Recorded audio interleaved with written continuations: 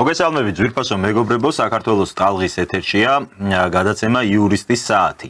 გადაცემა, რომლის დროსაც ჩვენი რესპონდენტები არიან სამართლის სპეციალობის წარმომადგენლები და ჩვენ საუბრობთ სწორედ სამართლებრივ საკითხებზე. პირველ რიგში მინდა გთხოვოთ, რომ მოიწონოთ ჩვენი გვერდები სოციალურ ქსელში, გააზიაროთ მაქსიმალურად, ეს ჩვენ დაგვეხმარება, რომ კიდევ უფრო დიდი აუდიტორია მოვიცვათ და უფრო ხარისხიანი კონტენტი შემოგთავაზოთ. დღევანდელ ეთერში კი ჩვენი გადაცემის სტუმარი იქნება ადვოკატი ბატონი გაგი მოსიაშვილი. მოგესალმებით, დიდი მადლობა რომ ხართ ჩვენი სტუმარი, ხოლო ჩვენი სასაუბრო თემაზეც ვეტყვით მაყურებელს, ეს არის ალბათ ბოლო პერიოდის ყველაზე გახმაურებული საქმე, საკითხი შეეხება ლევან ჯანგველაძის მკვლელობას. ბატონი გაგი წარმოადგენს საქმეში ერთ-ერთი ბრალდებულის უფლებებს ოთარ ფარცხალაძის ადვოკატი ბრძანდებით ამ საქმეში, რომელიც ყველაზე ბოლოს დაემატა ბრალდებულთა სიას. კი ბატონო. მინდა რომ ამ საკითხის ირგვლივ ვისაუბროთ, იქიდან გამომდინარე, რომ საქართველოს შექმნილია რაღაც ამ ბოლო პერიოდში განსაკუთრებით დამკვიდრდა ასეთი პრაქტიკა, რომ გახმაურებულ საქმეები, როგორც წესი მედიაში ფართო მიმოხილვის საგანი ხდება ხოლმე და შუქდება ცალმხრივად, მხოლოდ ერთ პოზიციას სთავაზობს როგორც წესი, ეგრეთ წოდებული კრიტიკული მედია მაყურებელს და შემდეგ უკვე საზოგადოებაში მიუხედავად იმისა, რომ ჯერ შეიძლება სასამართლო ეტაპი დაწყებულიც კი არ იყოს, უკვე არის ხოლმე რაღაც ჩამოყალიბებული განცდა, რომ ეს კონკრეტული ადამიანი დამნაშავეა, უდანაშაულოა, რაიმე ბრალი მიუძღვის თუ ასე შემდეგ, ანუ რაც არის უდანაშაულობის პრეზუმპცია საქართველოს კონსტიტუციით გარანტირებული უფლება ადამიანის, როგორც წესი ფეხქვეშ არის ხოლმე გათელილი. ამ საკითხებს ჩვენ აუცილებლად შევეხებით, ზოგადად ჩვენ ამ საქმეს ვაშუქებთ, ვცდილობთ ხშირად რომ მაყურებელს მივაწოდოთ ამ საქმის ირგვლივ ინფორმაცია, იმიტომ რომ მართლაც დიდ ინტერესს იწვევს, ოღონდ ეს ინფორმაცია არ იყოს აი ესე მხოლოდ სამხრივად მიწოდებული და ერთგვარად ამ ინფორმაციულ ვაკუუმში, რაშიც იმყოფება საზოგადოება, შევიტანოთ ხოლმე სინათლის მარცვალი. პირველ რიგში მინდა დავიწყოთ თავად იმ ფაქტით, რომ ოთარ ფარცხალაძე ბრალდებულთა სიას დაემატა ყველაზე უფრო გვიან. იმის მიუხედავად, რომ იგივე მედიაში მისი სახელი თავიდანვე ჩანდა, თავიდანვე ფიგურირებდა, თუმცა გამოძიებას საწყის ეტაპზე არ ჩაუთვლია საჭიროდ მისი პასუხისგებაში მიცემა ამ ბრალით. რა გახდა აი გამოძიების ვერსიით ამისი მიზეზი, ანუ რა მომენტში გადაწყვიტა გამოძიებამ, რომ მას უკვე ჰქონდა საკმარისი საფუძველი იმისთვის, რომ ოთარ ფარცხალაძე გამოეცხადებინა ბრალდებულად ამ საქმეში. რა სახის მტკიცებულებები გაჩნდა და აი რა იყო ის მომენტი, როდესაც გონივრული ვარაუდის ეჭვი გაუჩნდა. პირველ რიგში მოგესალმები ბატონო თენგო, მივესალმები ჩვენს მაყურებელს, ტელემაყურებელს. ცითრა არის კონკრეტული კითხვა, რომელიც ახლა თქვენ დასვით. ამ კითხვაზე ობიექტური პასუხი, მართლა გულწრფელი პასუხი რომ გავცეთ თუ რა გახდა ოთარის მიმართ სამართლებრივი დევნის საფუძველი, ამაზე პასუხი არის რომ ფაქტიურად ჭორავა.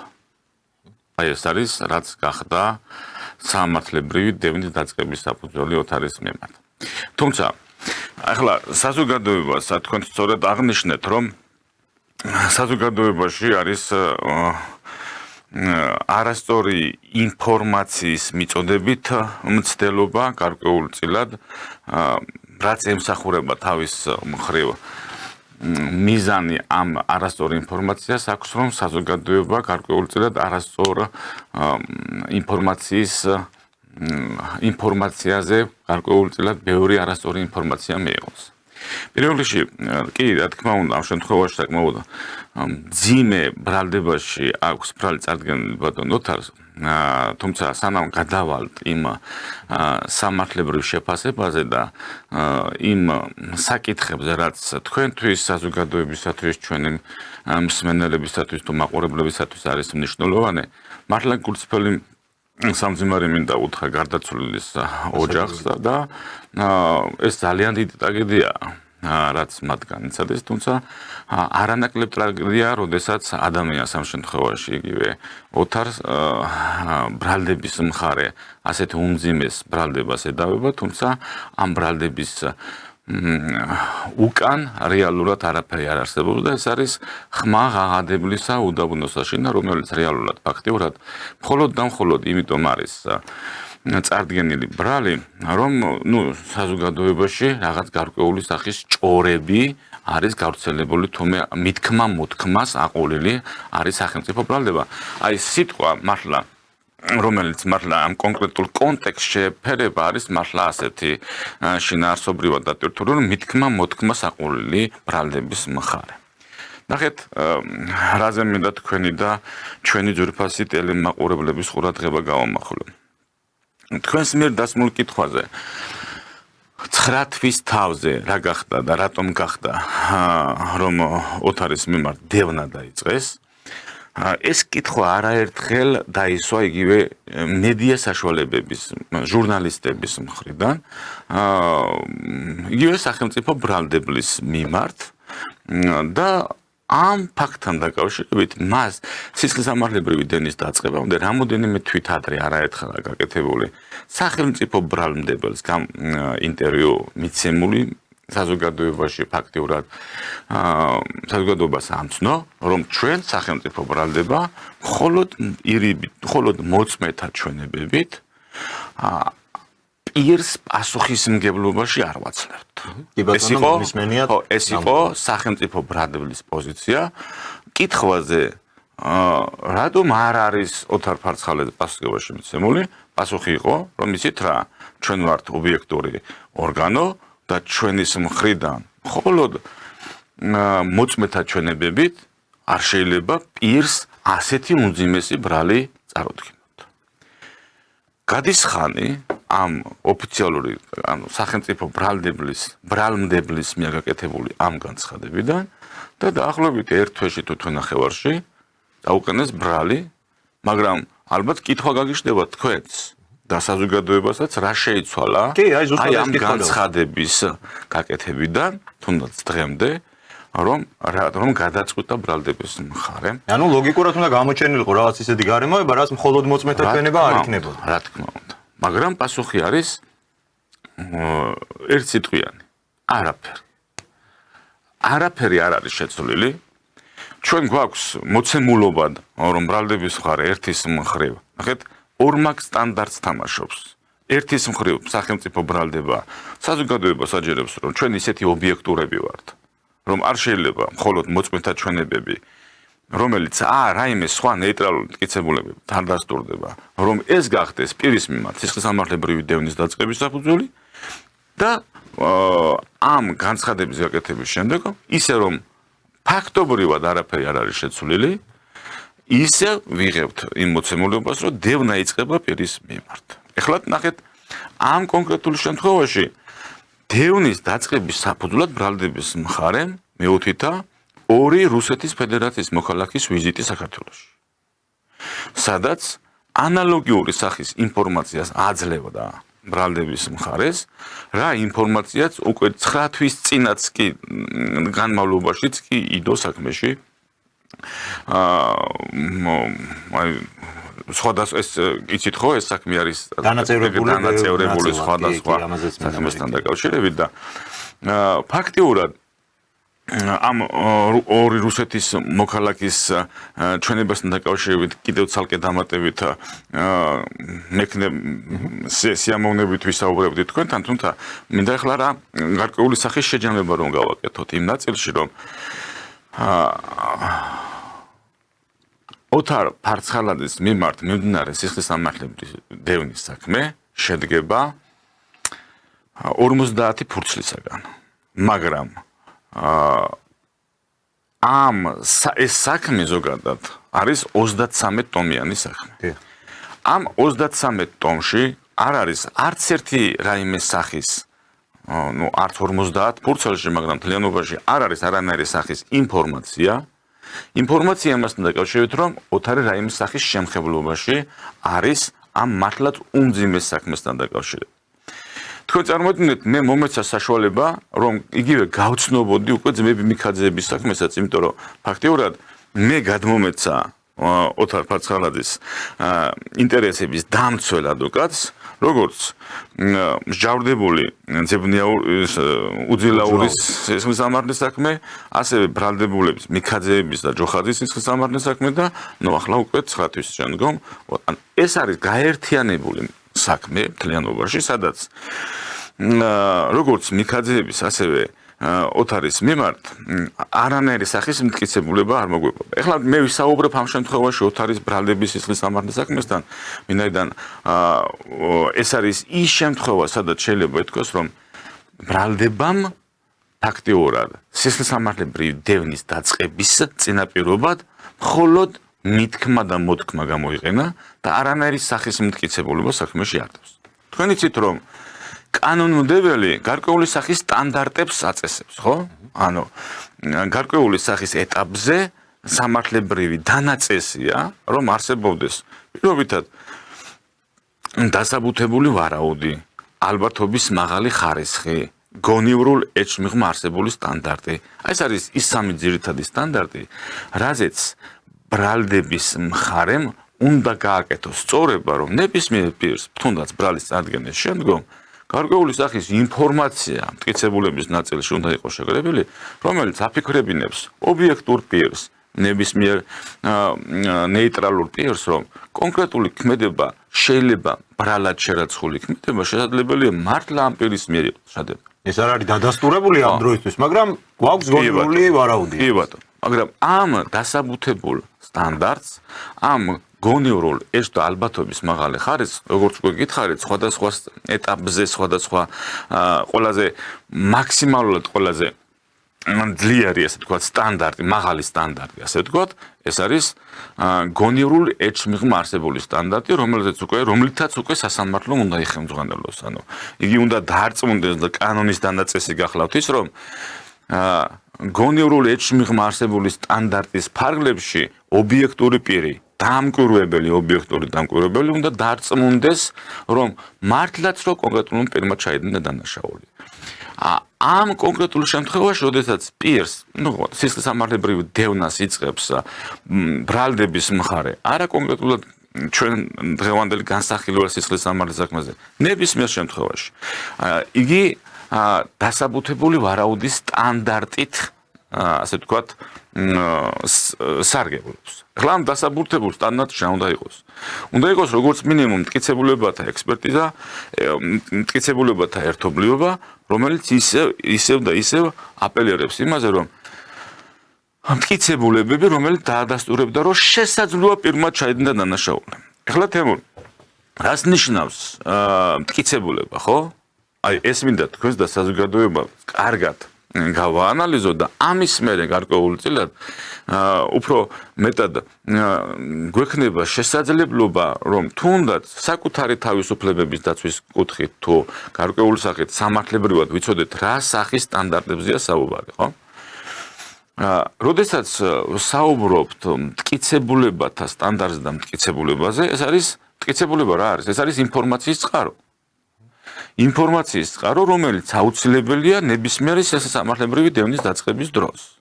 მაგრამ აი აქაც უკვე კანონმდებელი ჩაშლას აკეთებს. აი რა შეიძლება გახდეს პირის მიმართ ბრალის წარდგენის საფუძველი? ამაზე კანონმდებელი გვეუბნება, რომ მხოლოდ მოწმეთა ჩვენებები და აქვე ხაზგასმით, მხოლოდ ირიბი მოწმეთა ჩვენებები არ შეიძლება პირის მიმართ ბრალის წარდგენის საფუძველი გახდეს. ნახეთ, რას ნიშნავს აი ირიბი და აი ახლა ნახეთ კანონის 2015 წელს სხვათა შორის აკაცისა საკონსტიტუციო სასამართლო მიიღო გარკვეულწილად მიქაძე საქართველოს საკონსტიტუციო სასამართლოს წინააღმდეგ 2015 წელს განიხილეს მიქაძის საკონსტიტუციო სარჩელი და სასამართლომ აი ამ ნაწილში შემდეგი ამბავი თქვა. რა პრეტენზია ჰქონდა მომჩივანს? მომჩივანის პრეტენზია სწორედ მდგომარეობდა იმაში, რომ ირიბი ჩვენებებიო, როგორ შეიძლება გახდეს პირის მიმართ გამონტყუნებული განაჩენის გამოტანის საფუძველი. ჩვენი იურისპრუდენციაში ვიცით და საზოგადოებასაც რო აუხსნათ, მოწმეთა ჩვენებები ორ ეტაპად იყოფა, ხო? ორი ნაწილია. ერთი არის პირდაპირი ჩვენება, პირდაპირ მტკიცებულება, პირდაპირ ჩვენება თავის შინაარსით. გულისხმობს, რომ მე ვარ თვითმხილველი და შემსწრე. რა თქმა უნდა. მე ვარ თვითმხილველი, შემსწრე კონკრეტული დანაშაულებრივი ქმედების ჩამდენის და საკუთარი თვალით დავინახე ეს ყველაფერი. ახლა ირიბი ჩვენება იმით განსხვავდება პირდაპირ ჩვენებისგან, რომ მე ვიცი ეს ამბავი გადმოცემით მესამე პირისგან. კონკრეტულად მე არ ვარ ამ დანაშაულის შემსწრე პირი, მაგრამ მე ვიცი საუბრობდა პირობითად კონკრეტული პირი, ვისგანაც ეს ინფორმაცია მე მივიღე. აი კანონმდებელმა სწორედ ეს დათქმა გააკეთა, რომ თუ მხოლოდ ირიბ მოწმეებზე გაქვთ საუბარი, სახელმწიფო ბრალდებას უთხრა. მხოლოდ ირიბ მოწმეებთან დაკავშირებით გაქვთ, ირიბი მოწმეების გაქვთ ინფორმაცია, ეს ინფორმაცია არამც და არამც პირის მიმართ ბრალის წარდგენის საფუძველი არ უნდა იყოს. ანუ ეს არის იმპერატიული დათქმა. ეს არის ის დათქმა, რომელიც კანონმა იმპერატიულად დააწესა და თქვა, რომ შენ, რადგანაც თავისი ბუნებით სისხლისამართლებრივი დევნის დაწყება, ეს არის ის შემთხვევა, როდესაც გარკვეულ სამართლებრივ შებოჭვას ახორციელებ და გარკვეულ სამართლებრივ ჩარჩოებში სვავ ბრალდებულის მაღალი სტატუსის ქვეშ ყოფ პირს, ხო? სადაც ასევე კანონმდებელმა დააწესა, რომ ნებისმიერი ბრალდებული პირი სარგებლობს იმ უფლებებით, რომელიც ყველაზე ძალიან დიდი და ყველაზე ფართო უფლებები შეიძლება ჰქონდეს ბრალდებულს. და ამიტომ კანონმდებლის დანაწესი გახლავთ ის, რომ თუ გადაწყვეტ სახელმწიფოს ეუბნება, შენ პროკურორო, რომ გადაწყვეტ, რომ პირს წარუდგინო ბრალი, უნდა დარწმუნდეთ, რომ ამ შემთხვევაში პირის მიმართ სისხლისამართლებრივი დევნის სამართლებრივად დაწყების საფუძველი ჰქონდეს, ამიტომ თავიდან აირიდო უდანაშაულო პირის მსჯავრდება ან ბრალდება. ამიტომ აი ეს დათქმა, პატივცემულო, ამ კონკრეტულ შემთხვევაში, რომელიც უგულვებელყო ბრალდების მხარე და როდესაც საუბრობთ, რომ მტკიცებულებათა სტანდარტზე გარკვეულწილად პრეტენზია გააჩნია დაცვის მხარეს, სწორედ ამაზეა აპელირება და ეს არის ყველაზე მნიშვნელოვანი, რომ ირიბი მოწმეთა ჩვენებები გახდა საფუძველი ოთარის ბრალდების. როგორც იგივე მიქაძეების შემთხვევაში. ეხლა ნახეთ, შევთანხმდით, რომ კანონმდებლის დანაწესი არის, რომ ირიბი ჩვენება არის მე თვითმხილველი რომ არ ვარ ფაქტის, მაგრამ გავიგე ეს ინფორმაცია. კი ბატონო. ახლა ამ ინფორმაციის გაგების შემდგომ ამის გადამოწმებაც აუცილებელია, ხო? ამიტომ კანონმა რა თქვა? ირიბი ჩვენება შეიძლება ან უტყუარ მტკიცებულებად ვერ შეფასდება. უტყუარ ჩვენ ხო გვაქვს რომ მტკიცებული ან იგივე ბრალდება თუ გამამტყუნებელი განაჩენი უნდა ემყარებოდეს მტკიცებულებათა შეთანხმებულ და უტყუარ მტკიცებულებათა ერთობლიობას. ანუ უტყუარობა და მტკიცებულებათა შეთანხმებული არსებობა ეს წინაპირობაა განაჩენის გამოტანისა. და აქ არის სწორედ ეს უკვე სამართლებრივად შესაფასებელი, რომ თუ მტკიცებულება ეს არის ინფორმაციის წყარო და ჩვენ ვიღებთ ინფორმაციის წყაროს, რომელიც ირიბით მტკიცებულება, რომელიც შეიძლება არ იყოს უტყუარი, ვინაიდან თვითმხილველი არ ახარ კონკრეტული ფაქტის და ამასობაში არ გაქვს რაიმე სხვა ნეიტრალური მტკიცებულება, როგორც არის თუნდაც რაიმე სახის ექსპერტიზის დასკვნა ან სოციალური აქტივობის ფორმატში რაიმე სახის მიმოწერა ამ ფაქტთან დაკავშირებით. ეს ნეიტრალური მტკიცებულებების არარსებობა და ირიბი მოწმეების არსებობა ვალდებულებას ანუ ამ შემთხვევაში ბრალდების მხარეს ავალდებულებს, რომ ეს არ გახადო შენ სისხლისამართლებრივი დევნის საფუძველი და არ აყვე ჭორებს. არაყვე მითქმა მოთხოვს. ანუ რო ვთქვათ ეს ნაწილი შევაჯამოთ, მხოლოდ ირიბი მოწმის ჩვენება თუ ის არ არის გამყარებული სხვა ნეიტრალური მტკიცებულებით, შეიძლება იყოს წერილობითი მტკიცებულება, რა ნივთიერი ნებისმიერი სხვა სახის მტკიცებულება, ვერ გახდება ჩვენი კანონმდებლობით პირის ბრალდების საფუძველი ნამდვილად. კი ბატონო. ნახეთ, ეს არის კანონის იმპერატიული დანაწესი. კონკრეტულ შემთხვევაში კი სრული პასუხისმგებლობით შემიძლია ვთქვა, რომ ოთარის ბრალდების სისხლის სამართლის საქმეზე ამგვარი სახის ერთი მტკიცებულებაც კი არ არსებობს, რომელიც ამ ფაქტს დაადასტურებდა. არის მხოლოდ და მხოლოდ საქმის შედეგი დაინტერესებული პირის ჩვენებები, რომელიც არის მხოლოდ ირიბი მტკიცებულება, რომლებმაც ინფორმაცია ვითომ და იციან კიდევ ერთხელ უსამძიმნებ ოჯახს გარდაცვლილი პირისგან და რომლის გადამოწმების შესაძლებლობა და საფუძველი დაცვის ხარის არ გააჩნია. მეორე დათქმა, რაზეც კანონმდებელი ამაზე საუბრობს, კიდევ ინფორმაცია, რომელიც შეიძლება პირის მიმართ დევნის დაწყების საფუძველი იყოს, ეს აუცილებლად უნდა იყოს გადამოწმებადი.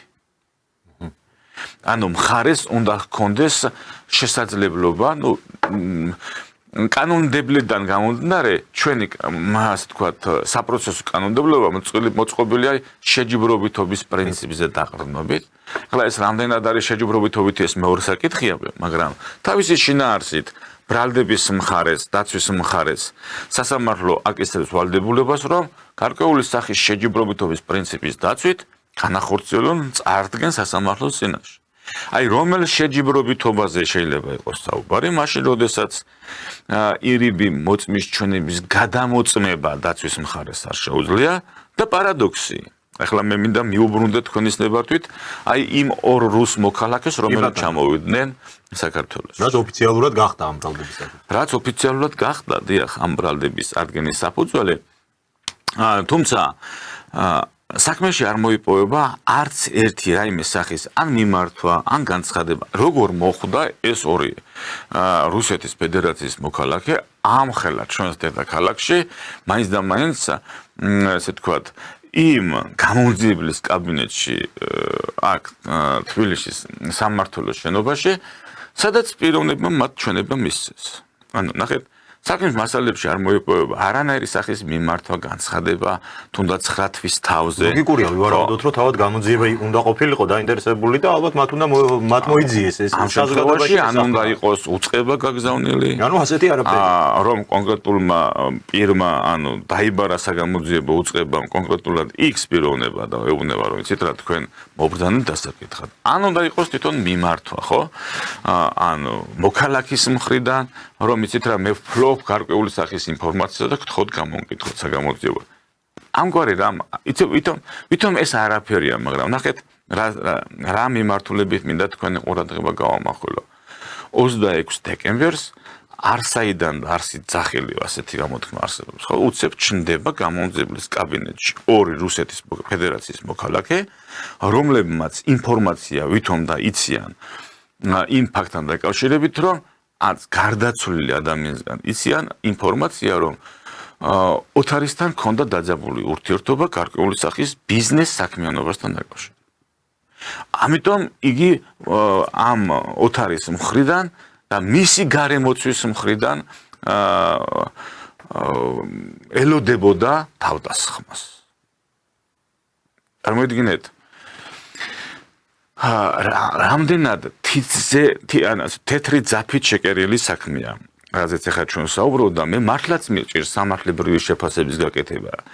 ეს არის ის შემთხვევა და ის საქმე, სადაც მართლა თეთრი შავზე წერია, რომ ამ საქმეში მტკიცებულებები მართალია არ არისო ბატონო, მაგრამ ბრალდების ძალისმიერი მეთოდის გამოყენებით ხდება პირის მიმართ ბრალის წარდგენა.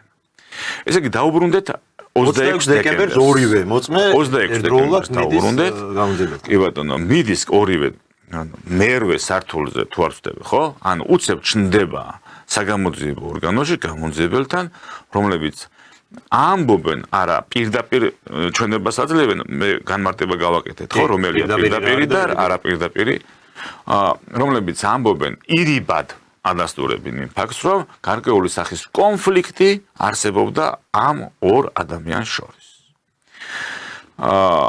და ინფორმაცია მიაწოდეს. ანუ ამგვარი სახის ინფორმაცია, რომ თურმე რაიმე სახის კონფლიქტი რაღაცა არარსებული ბიზნესთან თუ დაკავშირებით, ამ შემთხვევაში მაინც უდასტურდება რა ბიზნესია საუბარი. ნახეთ, ინფორმაცია ერთის მხრივ საინტერესო ის არის, რომ ბრალდების მხარეს არც ერთი კრიტიკული შეკითხვა არ გაუჩნდა ამ ადამიანებთან, რომ გარკვეული სახის, ანუ გარკვეული სახის კრიტიკული კითხვებით მაინც ცოტა ეჭვი შეჰპარებოდა გამოძიებას მათ ჩვენების სანდოობასთან დაკავშირებით, ხომ არ იყო რაიმე სახის, ხომ არ ქონდა ადგილი მათი მხრიდან რაიმე სახის დაინტერესებას ამ ფაქტთან დაკავშირებით. უბრალოდ მიიღო მოცემულებად საგამოძიებო ორგანომ, რომ პირები, რომლებიც არსაიდან ციტ-სახელი იმ პერიოდში გამოცხადდნენ გამომძიებლის კაბინეტში, მისცეს ჩვენება ირიბი ინფორმაცია უпростоრად და ასევე დაგვიბარეს. მე ეხლა თქვენ ამ ჩვენებას გაძლევთ, მაგრამ საქართველოში აღარ დაუბრუნდებით. ისინი არ აპირებენ ჩამოსვლას. აი ნახეთ, ეს არის ყველაზე მნიშვნელოვანი და საინტერესო. რა გააკეთა ბრალდების მხარემ ამ შემთხვევაში? ამ დანაბარების შემდგომ, მას შემდეგ რაც დაგვიბარეს, რომ იცით რა, მე დღეს ჩამოვედი, აგე მოგაწოდეთ ინფორმაცია, ირიბია, მაგრამ მოკეთ მნიშვნელოვანია. იქვე მიგვიწერეს ბოლოში, რომ მე ჩვენ საქართველოში აღარ ჩამოვალთ, მეორე დღეს წაიყვანეს ბრალდების მხარემ და დაკითხეს მაგისტრ მოსამართლესთან. მაგისტრ მოსამართლესთანაც დაადასტურეს ბრალდების მხარემთან, ანუ გამოკითხვის ოქმში დაფიქსირებული ინფორმაცია, ალბათ ბილეთიც აუღეს და გაუშვეს მერე რუსეთის ფედერაციაში. ამის შემდეგ ნახეთ რა მოცემულებაში ვარდება დაცვის მხარე ამ შემთხვევაში. თქვენ არ გაქვთ იმის შესაძლებლობა, რომ თქვენ თავად შეამოწმოთ ხო, ნახეთ, ერთის მხრივ, სწორედ ამაზეა შეჯიბრობითობა აწყობილი და შეჯიბრობითობის პრინციპი სწორედ ამის ისახის, რომ ჯერ ერთი, როდესაც საერთოდ ის ფაქტი, რომ დაცვის მხარეს არ აქვს შესაძლებლობა ირიბი, რა მნიშვნელობა აქვს მოწმე დაკითხოს სასამართლოში კრიტიკულად. რაც არ გააკეთა ბრალდების მხარემ გამოძიებაში, იმიტომ რომ გამოძიება კანონმდებლობიდან გამომდინარე გამოძიებას ავალდებულებს საკანონმდებლო ბაზა და საპროცესო კანონმდებლობა, რომ საგამოძიებო ორგანომ, პროცესის მწარმოებელმა ორგანომ უნდა გამოიწვიოს საქმე ობიექტურად, სრულყოფილად და სრულყოფილება და ობიექტურობა არ ნიშნავს მხოლოდ იმ სუბიექტურ დამოკიდებულებას პირის მიმართ სისხლისამართლებრივი დევნის დაწყების აუცილებლობაზე ორიენტირებას. ნახეთ? ამიტომ არ გააკეთა დაუშვათ არ ჩათვალა ბრალდების მხარემ გამომძიებელმა აღნიშნულ მოწმეთა დაკითხვა კრიტიკულად. გასაგებია დაუშვათ ეს მათი უფლება არ არის, მათი ვალდებულება სხვაგვარად მოქცეულიყვნენ, მაგრამ გავატარეთ. ამის შემდგომ ამ დანაბარების აღსრულების ნაწილში, როდესაც ბრალდების მხარე ისევ მაგისტრ მოსამართლესთან კითხავთ და ამის შემდგომ უშვებ იმ ადამიანებს, ანუ ბრალდების მხარემ ფაქტიურად შეიქმნა კომფორტი, რომ ამ მოწმეებს, ვინაიდან მაგისტრ მოსამართლესთან არიან დაკითხულები, აღნიშნულ პირებს სასამართლოში იტანენ და მათ აღარ დასჭირდებათ ამ ადამიანების ჩამოყვანა.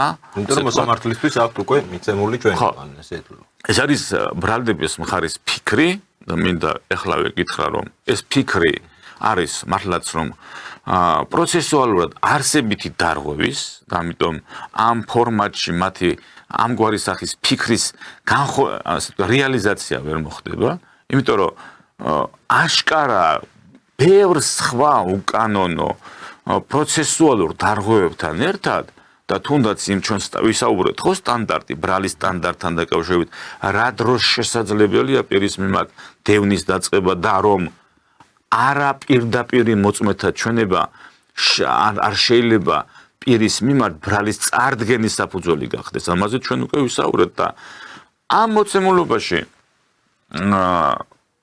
კიდე დამატებით ირღვევა დაცვის მხარის უფლება, ახლა თქვენ წარმოიდგინეთ მოწმეს, რომელიც ბრალდების მხარის მტკიცებით არიან ოქროს მოწმეები, თუმცა ოქროსთან არანაირი სახის შემხებლობა მათ არ აქვს და ამ ოქროს მოწმეების დაკითხვის შესაძლებლობას არ აძლევს დაცვის მხარეს. და იმ მოწმეებს, რომლებიც უკვე გაამგზავრეს უკვე რუსეთის ფედერაციაში, ალბათ მათ დანაბარებს კარგად ასრულებს ბრალდების მხარე. აი ეს არის ის შემაშფოთებელი, იცით, მართლა შემაშფოთებელი ტენდენცია, როდესაც სახელმწიფო ბრალდება ამგვარ სუბიექტურობას იჩენს. ის რა არის ბატონ გაგი, აი თქვენ რასაც საუბრობთ და თან ამ შემთხვევაში საუბარი არ ხდება რაღაც თქვენი სუბიექტური მოსაზრებების ირგვლივ, ხო? ანუ ეს ყველაფერი რაზეც ჩვენ მხოლოდ ფაქტებზე არის თან კანონმდებლობით გამყარებული პოზიციები, რომ ირიბი მოწმიშვენება რომ არ შეიძლება გახდეს ბრალდების საფუძველი, ეს კანონში წერია, ეს რაღაც ჩვენი ვარაუდი არ არის ამ შემთხვევაში. ასევე ფაქტია ის, რომ ოქროს მოწმეები, ესე იგი პროკურატურამ თუ გამოძიებამ თავად გამოკითხა, მაგრამ დაცვის მხარეს ამისი შესაძლებლობა არ ეძლევა, არადა წესით ამ მოწმეთა ჩვენებაზე დაყრდნობით უნდა მოხდეს შემდეგ გადაწყვეტილების მიღება. ეს ეხა მე ვფიქრობ, არათუ იურისტისთვის, აი ალბათ ბევრი არის ისეთი ჩვენი მაყურებელი, ვისაც შეიძლება სამართალთან არ აქვს შეხება, მაგრამ მათთვისაც კი გასაგებია, რომ არ შეიძლება ადამიანის ჩავრდების საფუძველი გახდეს და მით უმეტეს საუბარია უადო პატიმრობაზე, ხო? უადო თავისუფლების აღკვეთაზე. ხო შეუძლებელია, რომ გამოძიებას არ ქონოდა როგორ თქვა, ცოდნა რწმენა იმის შესახებ, რომ ეს სასამართლოს მოსამართლე შეუძლებელია, რომ გამორჩეს, შეუძლებელია, რომ მოსამართლემ ამ საკითხებზე ყურადღება არ გაამახვილოს. მაშინ გაუგებარი, ანუ რას აკეთებს ამ შემთხვევაში ბრალდების მხარე, რატო გამოდის ესეთი სუსტი სამართლებრივი პოზიცია? ნახეთ, ამ საქმეში ჩართული როგორც ბრალდების მხარე და ჩემგან დიდი პატივისცემა სახელმწიფო ბრალდების წარმომადგენლს, რომელიც მხარს უჭერს ბრალდების მხარეს, მის პროფესიონალიზმს.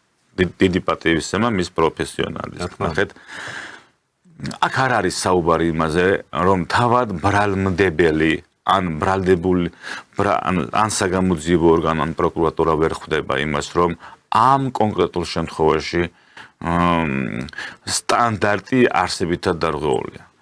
ეს რომ ასე არ არის და მტკიცებულებათა სტანდარტთან მიახლოებული რომ არის იგივე სახელმწიფო ბრალდებლის გამოსვლელი პროკურორის ცოდნა და განათლება, ამას მეტყველებს მის მიერვე გაკეთებული კომენტარები წინა პერიოდში, როდესაც საუბრობდა, რომ არა ბატონო, მოწმეთა ჩვენებებით მხოლოდ იგივე ოთარ ფარცხალაძის მიმართ დევნას ვერ დავიწყებთ. ამაზე აპელირებდა, ამაზე საუბრობდა.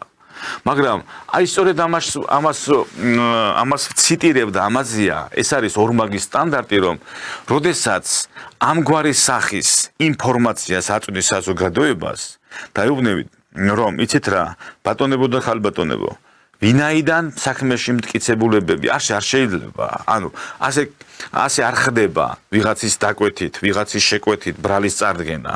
უნდა იყოს მტკიცებულებები. ამას უმტკიცებ ერთ შემთხვევაში და მეორე უკვე მართლაც რომ ფაქტობრივად რეალურად შეცვლილი არ არის სიტუაცია, იგივე ამ დაკვეთით თუ შეკვეთით ბრალს წერ. ეს ნახეთ, ეს არის მე კიდევ ერთხელ ვიძახე, მე გახლავართ იურისტი და ჩვენ მხოლოდ ფაქტებით ვსაუბრობთ. ჩვენ არ შევდივართ არც პოლიტიკურ ჭრილში, არც არანაირი სახის პოლიტიკურ განცხადებას არ ვაკეთებთ. ძალიან მარტივად, იმიტომ რომ ჩვენ მხოლოდ ვყვებით იმ ფაქტობრივ გარემოებებს, რომელზეც მინდა რომ საზოგადოებამ გარკვეული სახის სწორი და სრულყოფილი ინფორმაცია იცოდეს. იმიტომ რომ აი ამ საქმეზე ხო ალბათ გინახავთ, რომ იგივე უფლებამოსილი პირების მიერ გადაწყვეტილებები ან მრავალ საქმეში მოიპოვება მრავალი მტკიცებულება, ექსპერტიზის დასკვნები, მოწმეთა ჩვენებები და სხვა მრავალი მტკიცებულება. ეს არის სამართლებრივი ბელეტრისტიკა, მიხვდით?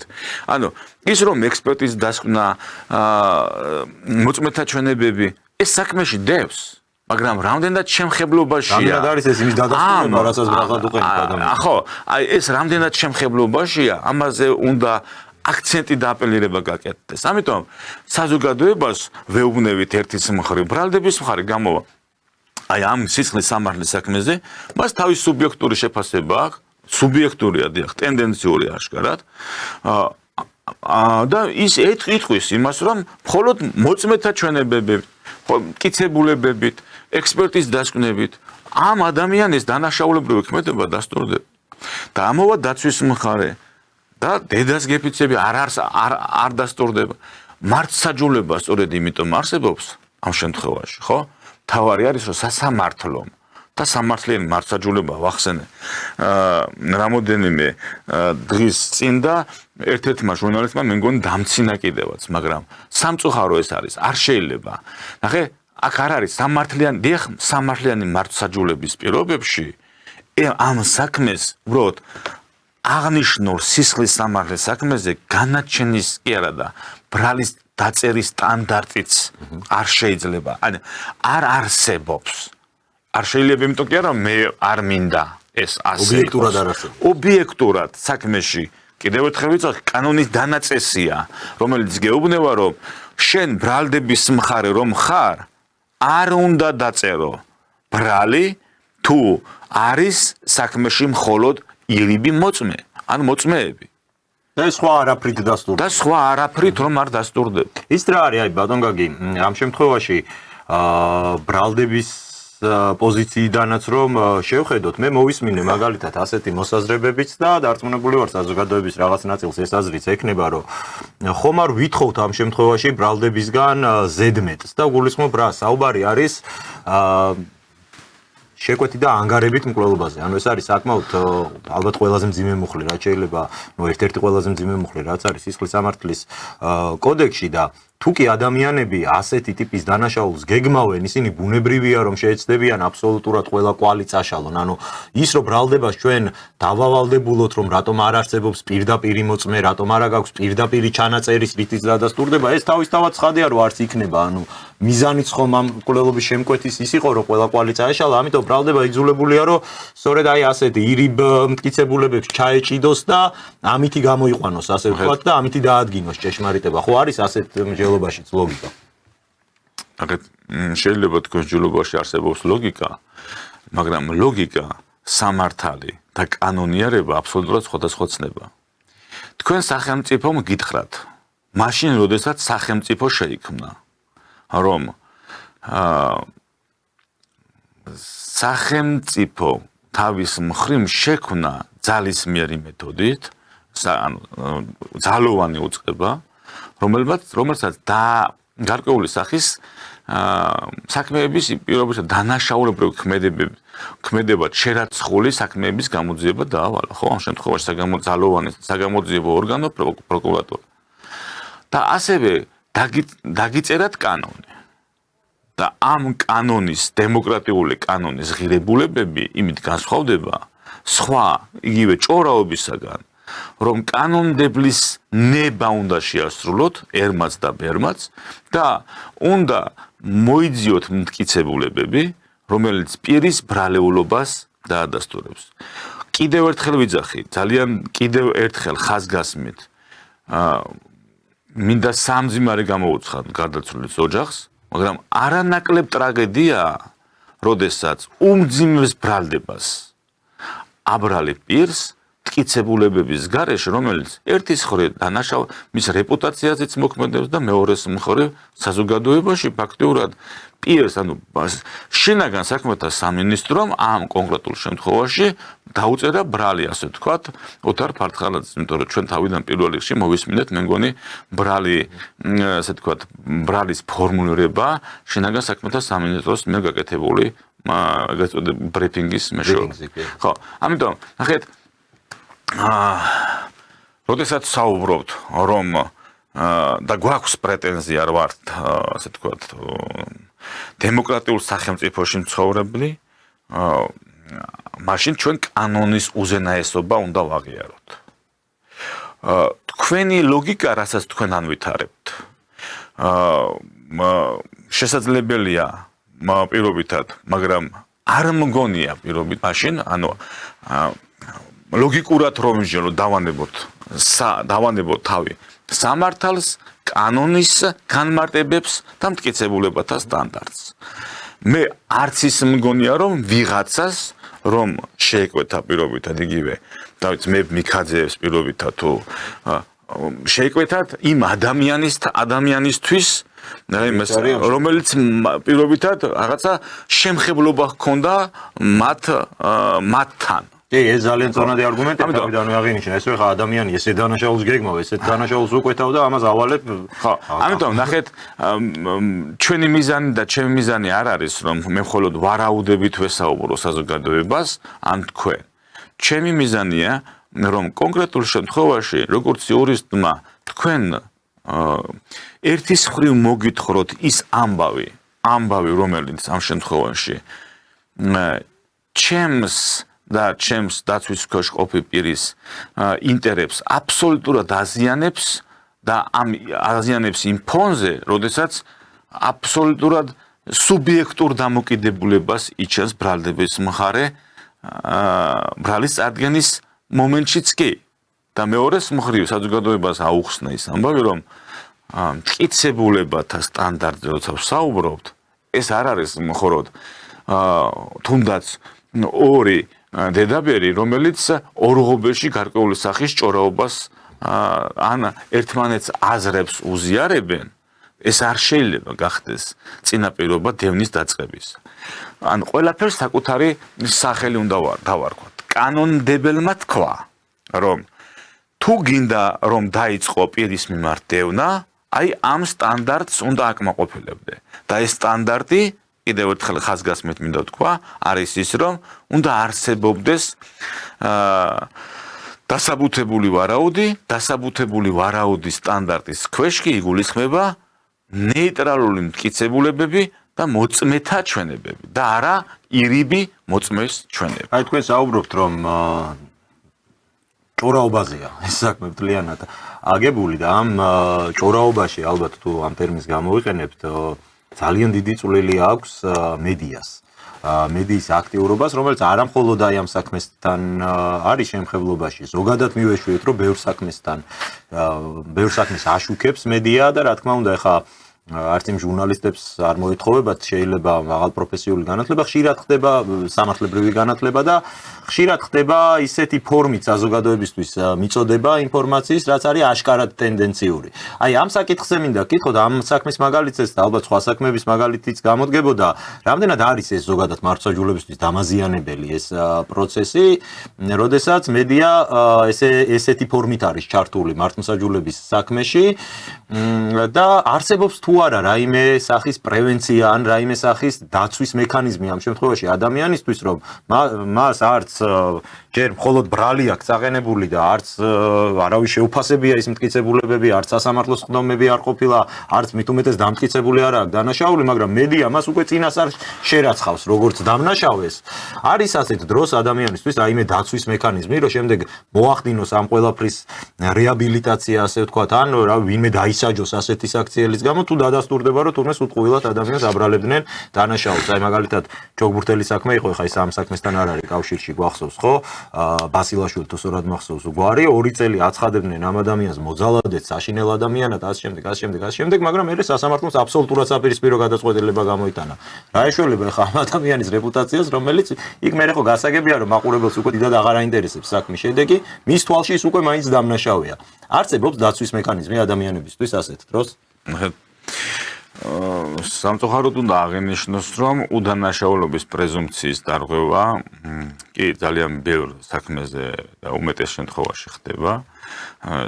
ჩემ და სამწუხაროდ უდანაშაულობის პრეზუმპციის დამრღვევში არა მარტო ჟურნალისტები არიან, შეიძლება ბევრი ჩემი კოლეგაც იყოს, რომელიც კონკრეტულ შემთხვევაში უდანაშაულობის პრეზუმპციას ფეხქვეშ თელავს, რომელიც რა თქმა უნდა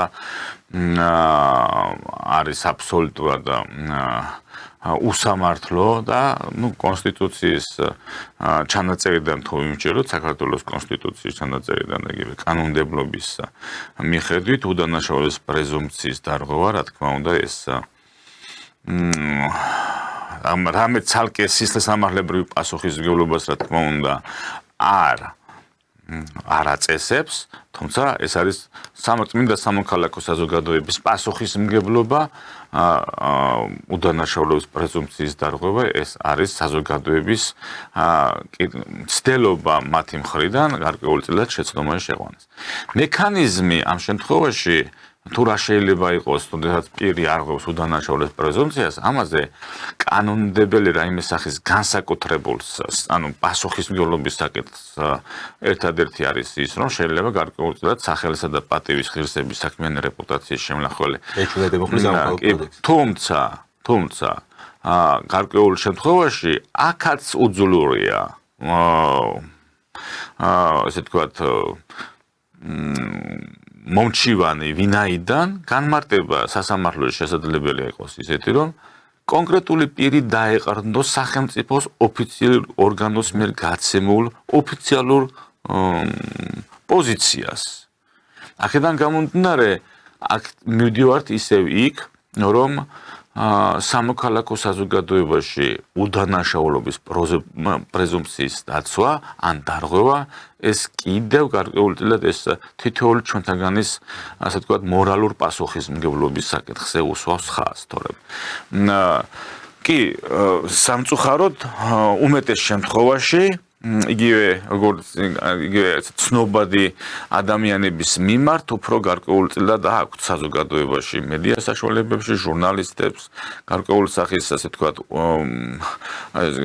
ესე დარღვევები ასე ვთქვათ ნებსით თუ უნებლიეთ, მაგრამ ნუ ფაქტია, რომ თითოეული ამგვარი სახის უდანაშაულობის პრეზუმპციის დარღვევის მცდელობა და ეს მარცვლები არის მიმართული, რომ საზოგადოებაში კონკრეტული პირის დისკრედიტაცია მოხდეს. იგივე ხდება ამ შემთხვევაშიც.